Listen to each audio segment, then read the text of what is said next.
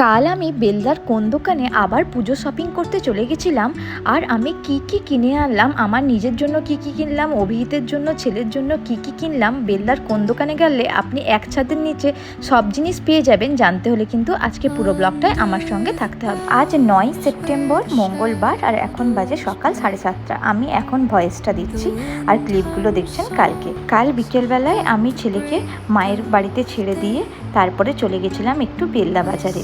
প্রথমে তো আমি গেলাম কিছু খাওয়া দাওয়া করার জন্য।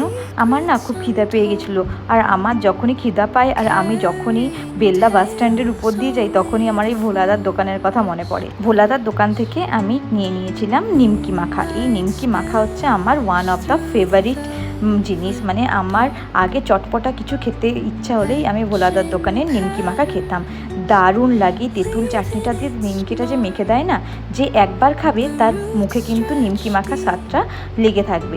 আপনারাও ট্রাই করে দেখতে পারেন। কিন্তু এখন আমি পৌঁছে গেছি নিউ বিষ্ণুপ্রিয়া স্টোরসে।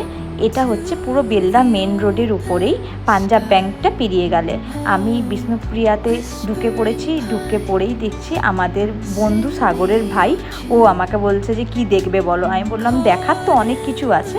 তো প্রথমে ছেলের জামা প্যান্ট দিয়ে শুরু করলাম। প্রথমে ছেলের জিন্স দেখলাম, তারপরে ছেলের জন্য শার্ট দেখলাম। আমি আর এবারে পুজোয় বাইরে কিছু কেনাকাটা করতে চাইনি, আমি বেলদার মেয়ে, বেলদা থেকেই কিনবো। ছেলেরটা নেওয়ার পরে আমি উঠে যাচ্ছিলাম ওপরে অভিহিতের জন্য নেওয়ার জন্য। অ্যাকচুয়ালি এটা হচ্ছে 3তলা দোকান।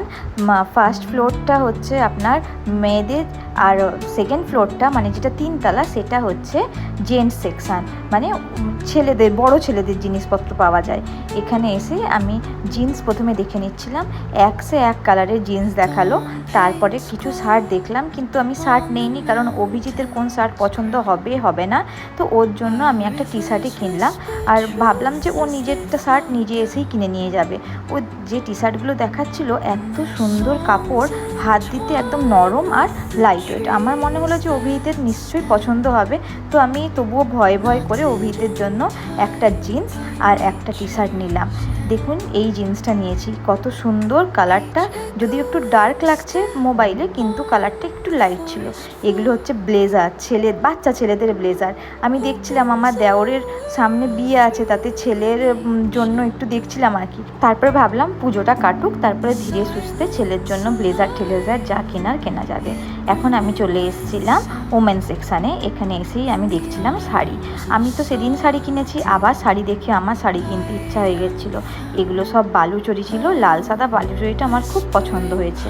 তারপর দেখে নিচ্ছিলাম টিস্যু আর সাটিন শাড়ি।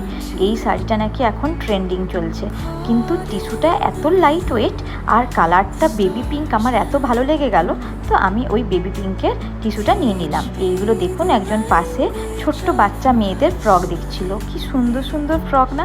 আমার একটা মেয়ে নেই, মেয়ে থাকলে কত রকমের জিনিসপত্র পরাতে পারতাম।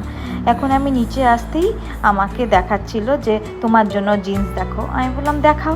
তো এই নর্মাল কালার আমার পছন্দ হচ্ছিলো না, আমি বললাম আমাকে একটু আলাদা কালার দেখাও। তারপরে আমি গ্রিন কালারের একটা জিন্স নিলাম, আর একটা তার উপরে পরার জন্য এই দেখুন বিস্কিট কালারের, কি সুন্দর কালারটা না, এই টি শার্টটা নিলাম।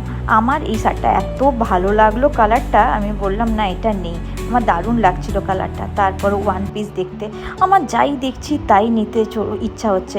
কিন্তু হ্যাঁ, এই জিনিসগুলো দেখছেন না, যে ওয়ান পিসগুলো, এগুলো কিন্তু সব রিজনেবল প্রাইস। দেখুন এই ওয়ান পিসটা হোয়াইট কালারের, কি সুন্দর লাগছে না। আমি তো না নিয়ে পারলাম না। আমি তো পুরো শপিংয়ের ভিডিও করেছি।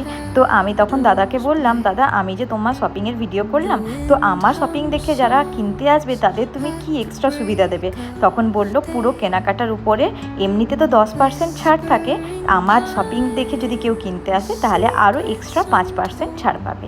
আজকের ব্লগটা এ পর্যন্ত, দেখা হবে পরবর্তী একটি ব্লগে। আর আপনারাও যদি এত সুন্দর জামা কাপড় শপিং করতে চান তাহলে আপনাদের আসতে হবে নিউ বিষ্ণুপ্রিয়া স্টোরসে, বেলদা মেন রোডে।